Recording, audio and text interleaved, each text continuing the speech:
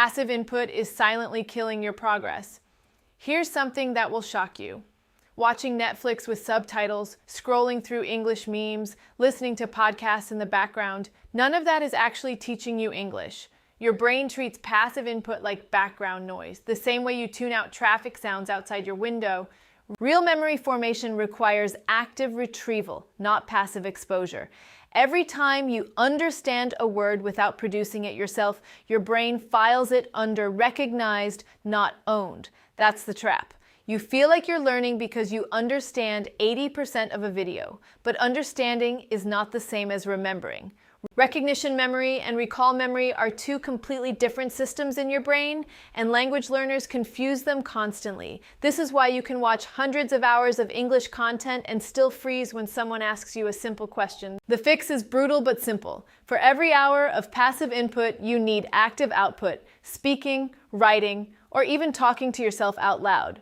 If you're not struggling to produce the word, you're not building the neural pathway that keeps it. This single mistake is probably the #1 reason your vocabulary evaporates within days of learning it. Stop consuming and start producing, or you will keep forgetting the exact same words over and over again for years. Your brain deletes what it doesn't think you need.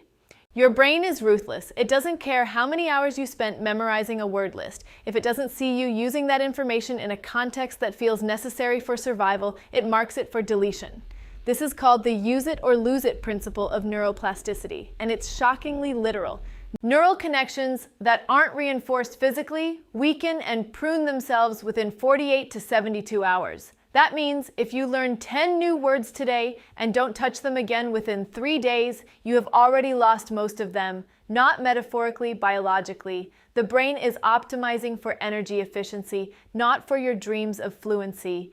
It doesn't know you want to move abroad or get a better job. It only knows what you repeatedly signal is important through action. This is why cramming before a test feels productive but leaves nothing behind a month later. If you want English to stick, you have to trick your brain into believing it's essential, not optional. Use new words in real sentences about your real life within the same day you learn them. Attach them to something emotional or personal. The words that survive in your memory are never the ones you studied the hardest. They're the ones your brain decided actually mattered. You're translating instead of thinking, and it's exhausting your memory. Here is an uncomfortable truth. If you are translating from your native language before you speak English, you are using twice the mental energy for half the retention. Your working memory has a strict limit, and translation eats almost all of it, leaving almost nothing left over to actually encode new information into long-term memory. This is why intermediate learners plateau for years. They're stuck in a translation loop that feels like progress, but is actually a wall. The brain treats a translated sentence as a temporary calculation, not a permanent memory, the same way you forget a phone number the second after you dial it. Fluent speakers don't translate. They think directly in the target language, which frees up massive cognitive resources for actual learning and memory consolidation. Breaking the translation habit is uncomfortable and slow at first, which is exactly why most people quit before it starts working. Start with simple internal monologue in English about your day, your surroundings, your feelings. No translating, just direct thought. It will feel clumsy and limited at first. That discomfort is the sign it's working. Every minute you spend translating in your head is a minute stolen from real memory formation. And this single habit might be silently sabotaging years of your language learning without you even realizing it's happening. Emotion is the glue. Your memory actually needs neutral.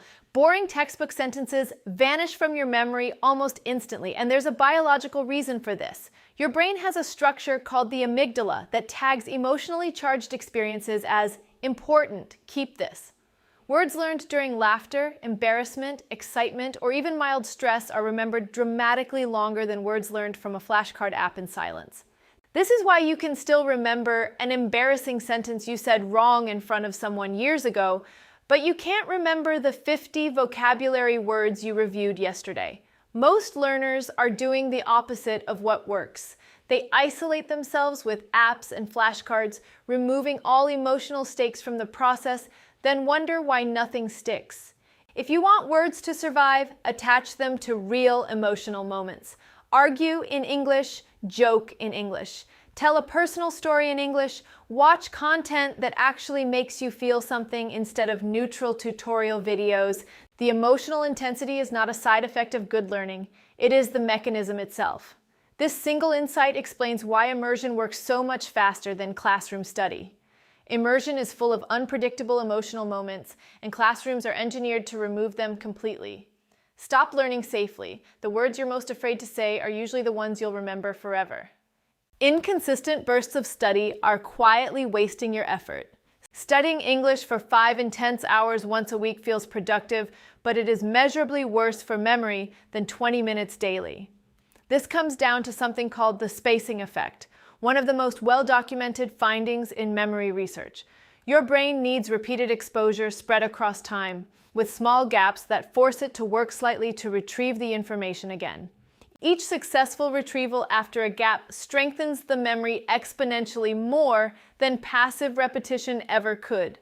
Marathon study sessions create an illusion of mastery because everything feels fresh and easy in the moment, but that fluency disappears within days because the information was never forced through the retrieval process that builds permanent memory. This is exactly why people can binge grammar rules for a weekend and forget nearly everything within a week, then blame themselves for having a bad memory when the real problem was the method. Short, frequent, and slightly uncomfortable retrieval practice beats long, comfortable study sessions every single time. If you want vocabulary and grammar to actually last, shrink your sessions and increase your frequency even if it feels like you're doing less. Ironically, doing less more often is one of the most powerful and underused strategies in language learning, and almost nobody is doing it correctly. Sleep is doing more work than your study sessions. This one shocks almost everyone. The vocabulary you study right before bed is remembered significantly better than vocabulary studied at any other time of day, and it has nothing to do with willpower. During deep sleep, your brain replays and consolidates the day's new information, transferring it from short-term storage into long-term memory through a process neuroscientists can actually observe happening in real time. If you're sacrificing sleep to cram more study hours in, you are actively destroying the very process that makes studying worthwhile in the first place. People who study late, then scroll on their phone for an hour before sleeping, are interrupting consolidation with irrelevant new information that competes for the same neural resources. This is why students who pull all-nighters remember shockingly little a week later despite the hours invested. Review your hardest new words in the 30 minutes before sleep, with no screens interrupting afterward, and let your brain do the heavy lifting overnight. This single change, done consistently, can dramatically increase how much of what you learn actually survives into permanent memory.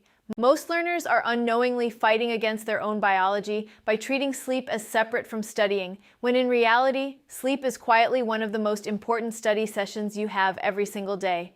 What if I told you that forgetting English has nothing to do with your memory, your age, or your intelligence, and everything to do with 6 invisible mistakes you're making every single day without realizing it? You watch English videos every day, you understand almost everything, and yet the moment you need to actually speak, the words disappear like they were never there in the first place. You're not broken, you're not bad at languages, you've just been fighting your own brain instead of working with it. Here's the first brutal truth.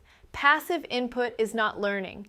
Watching, listening, scrolling, your brain treats all of it as background noise unless you force yourself to actively produce the language yourself. Recognition and recall live in 2 completely different parts of your memory, and almost everyone confuses them. If you're not struggling to say the word yourself, you are not building the pathway that keeps it. Second, your brain is ruthless. Within 48 to 72 hours, it starts deleting anything it doesn't believe is essential. It doesn't know about your dreams of fluency. It only responds to repeated, urgent use. If you learn 10 words today and never touch them again, most of them are already gone before the week even ends. Third, if you are translating in your head before you speak, you are burning through your limited mental energy on a calculation instead of on memory. Fluent speakers think directly in English. Translation feels like progress, but it is actually the wall keeping you stuck at the exact same level for years.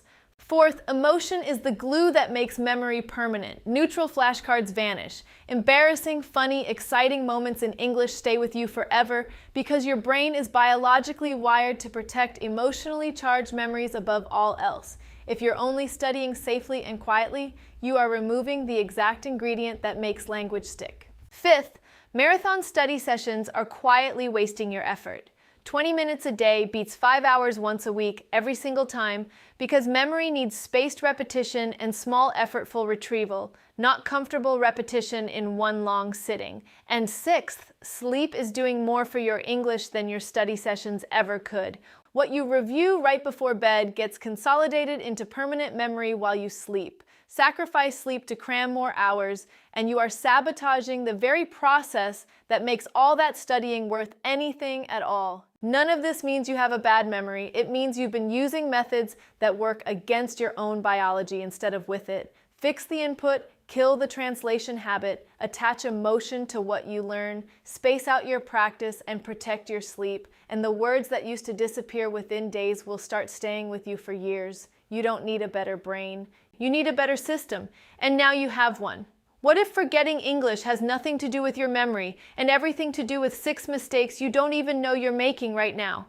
You watch English content every single day. You understand almost everything. And still, when you actually need to speak, the words just disappear. Here's why. Your brain deletes anything it doesn't think is essential within 72 hours. You're translating instead of thinking, which burns your energy on a calculation instead of a memory. You're studying without emotion, so nothing sticks. You're cramming instead of spacing your practice, and you're sacrificing the one thing that actually locks memory in permanently: sleep. You don't have a bad memory. You've been using a broken method your entire life. Stay with me because by the end of this video, you will know exactly how to fix every single one of these mistakes, starting today. Here's why. Your brain deletes anything it doesn't think is essential within 72 hours. You're translating instead of thinking, which burns your energy on a calculation instead of a memory. You're studying without emotion, so nothing sticks. You're cramming instead of spacing your practice. And you're sacrificing the one thing that actually locks memory in permanently: sleep. You don't have a bad memory. You've been using a broken method your entire life. Stay with me because by the end of this video, you will know exactly how to fix every single one of these mistakes, starting today. None of this means you have a bad memory. It means you've been using methods that work against your own biology instead of with it. Fix the input, kill the translation habit, attach emotion to what you learn, space out your practice, and protect your sleep. And the words that used to disappear within days will start staying with you for years. You don't need a better brain. You need a better system, and now you have one. What if forgetting English has nothing to do with your memory and everything to do with 6 mistakes you don't even know you're making right now? You watch English content every single day. You understand almost everything, and still, when you actually need to speak, the words just disappear.